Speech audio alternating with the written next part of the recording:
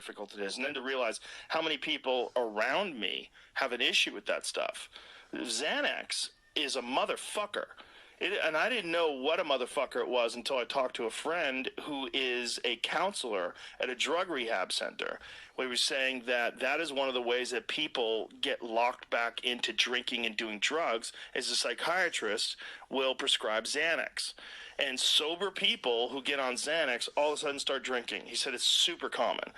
He said that it's one of the most difficult drugs to get off of. He said, and this is something that Dr. Carl Hart, who's I love him to death. He's brilliant.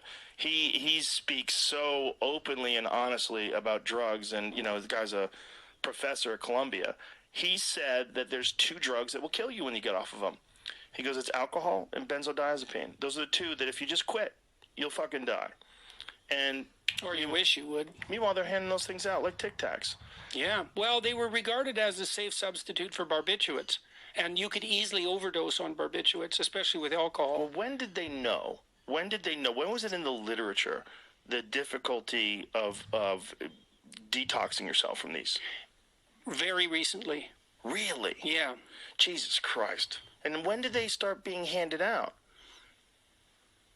20 years ago. Fuck. But also, I was also sick. No, my left hand is quite numb, and was way more numb. Both hands of my feet were like completely numb, and I was in like excruciating pain for 2 years, like pain at levels that I didn't even know was possible.